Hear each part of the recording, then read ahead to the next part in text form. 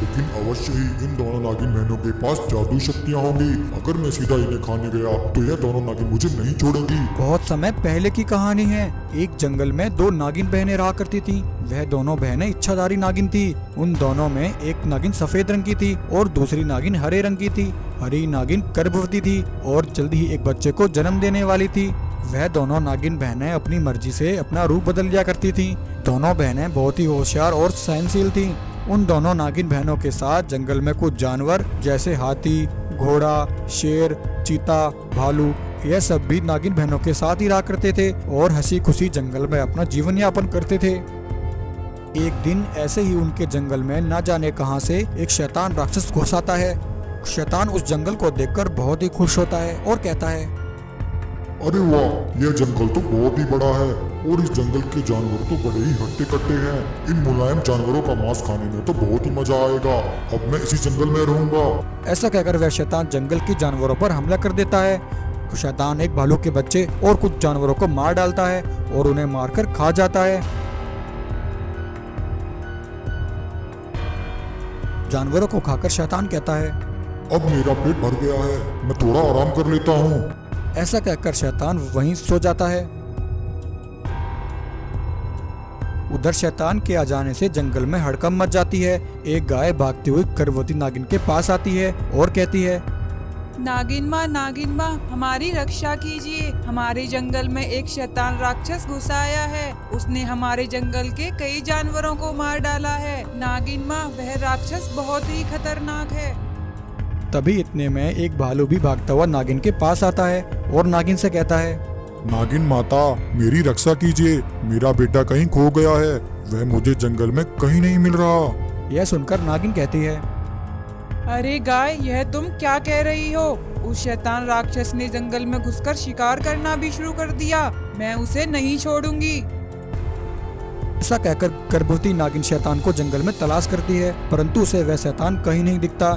थोड़ा आगे चलकर गर्भवती नागिन को अपनी बहन सफेद नागिन मिलती है। सफेद नागिन के पास एक गाय मरी पड़ी होती है। सफेद नागिन कहती है, बहन, यह सब किसने किया है? हमारे जंगल में ऐसा करने की किसकी हिम्मत हुई?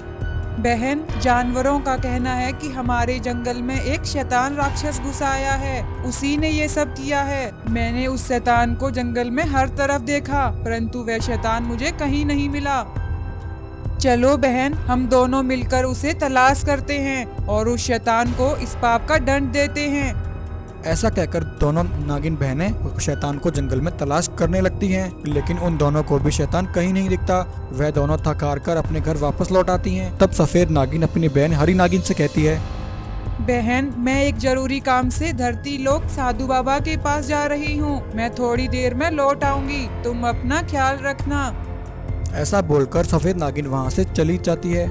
वहीं शैतान नागिन की बातें सुन लेता है। शैतान कहता है, अरे वाह, ये दोनों तो इच्छाधारी नागिन हैं।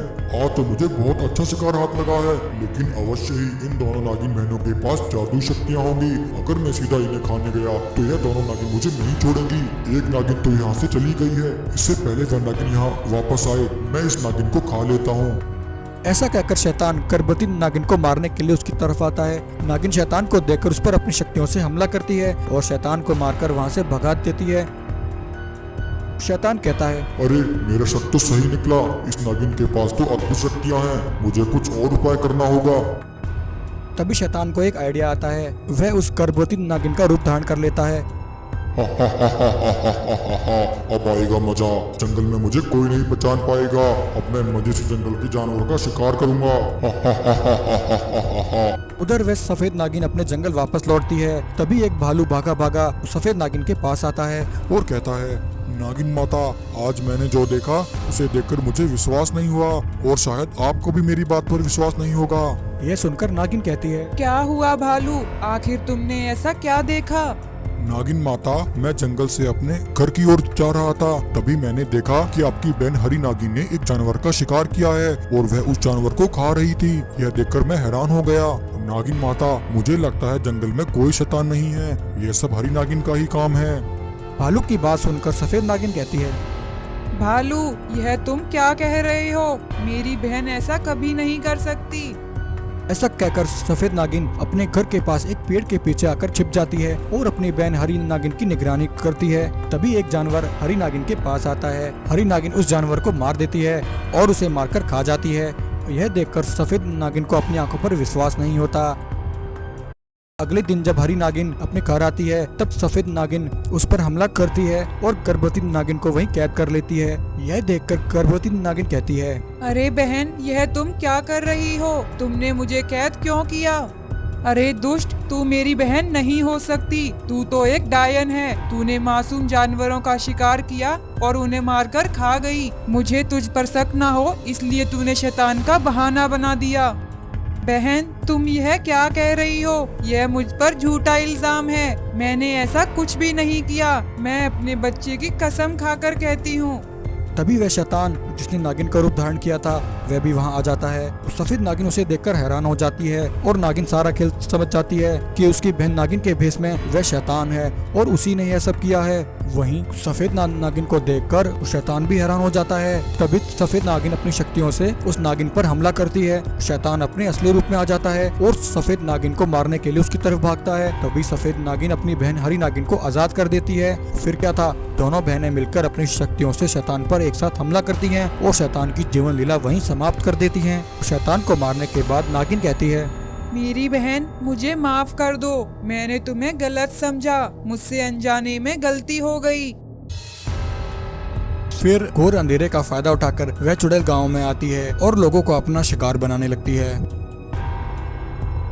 एक बार की कहानी है। एक बार एक भूखी और लालची चुड़ैल अचानक से एक गांव में आ जाती है। गांव में आकर वह चुड़ैल अपना शिकार तलाश करने लगती है। तभी उस चुड़ैल की नजर एक पेड़ के पास बंधे एक भैंसे पर पड़ती है। चुड़ैल कहती है, वाह क्या बात है, कितना हट्टा कट्टा मोटा भैंसा है। इसे तो मैं आज अपना शिकार बनाऊंगी। बहुत दिनों से भूखी हूँ। आज मैं इस भैंसे को खाकर अपनी भूख शांत करूंगी। कहकर जैसे ही वह चुड़ैल उस भैंसे को चुराने की कोशिश करती है तभी कुछ गांव वाले चुड़ैल को ऐसा करते देख लेते हैं। अरे भाई, वह देखो, एक चुड़ैल तुम्हारे भैंसे को चुराने की कोशिश कर रही है। इतना कहकर वह दोनों व्यक्ति हाथों में डंडा लेकर उस चुड़ैल को मारने के लिए उसकी तरफ दौड़ते हैं। यह देखकर चुड़ैल घबरा जाती है और उस भैंसे को वहीं छोड़कर भागने लगती है। दुष्ट चुड़ैल, कहाँ भागती है? तेरी हिम्मत कैसे हुई हमारे गांव से हमारे जानवर चुराने की? और वह चुड़ैल वहां से उड़ जाती है। अगली रात फिर से वह चुड़ैल शिकार करने के लिए गांव में आती है, परंतु उस रात भी गांव वाले उस चुड़ैल को शिकार करते देख लेते हैं और उस चुड़ैल को वहां से भगा देते हैं। भाई, शुक्र मनाओ इस चांद का, वरना यह चुड़ैल आज अवश्य ही हमारे गांव से कोई जानवर चुरा लेती। गांव वालों की यह बात चुड़ैल सुन लेती है। वह एक पेड़ के नीचे आकर रुकती है और कहती है, कमबख्त, इस चांद ने तो मेरी नाक में दम कर रखा है। इतनी रोशनी फैलाता है कि मैं शिकार भी नहीं कर पाती। अगर ऐसा ही चलता रहा तो मैं भूखी ही मर जाऊंगी। सबसे पहले मुझे इस चांद को ही ठिकाने लगाना पड़ेगा। इतना कहकर वह चुड़ैल चांद को ठिकाने लगाने की योजना बनाती है। चुड़ैल चांद को चुराने के लिए वह उसकी तरफ एक तेज उड़ान भरती है और चांद तक पहुंचकर उसे उठा लेती है और उस चांद को अपनी गुफा में लाकर छिपा देती है। अब गांव में हर रात अंधेरी होगी और मैं जी भरकर शिकार करूंगी। फिर घोर अंधेरे का फायदा उठाकर वह चुड़ैल गांव में आती है और लोगों को अपना शिकार बनाने लगती है। ऐसे ही कई दिन बीत जाते हैं। हर रात वह चुड़ैल गांव में आती और कभी गांव वालों की जानवर या कभी गांव वालों को मारकर उनका खून पी जाती थी। गांव में चुड़ैल के आतंक का इतना खौफ था कि गांव वाले सिर्फ दिन के समय ही अपने घरों से बाहर निकलते थे। अरे भाई, यह हमारे गांव में क्या हो रहा है? वह चुड़ैल आए दिन गांव में किसी न किसी को अपना शिकार बना रही है। हाँ भाई, तुमने सही कहा। और पिछले कई दिनों से रात में चांद भी नहीं निकलता, जिसका फायदा उठाकर वह चुड़ैल अंधेरे में गांव वालों पर हमला करती है। ऐसा कहकर गांव वाले दुखी होकर गांव के एक साधु बाबा के पास इकट्ठे हो जाते हैं और उन्हें गांव में हो रहे चुड़ैल के आतंक के बारे में बताते हैं।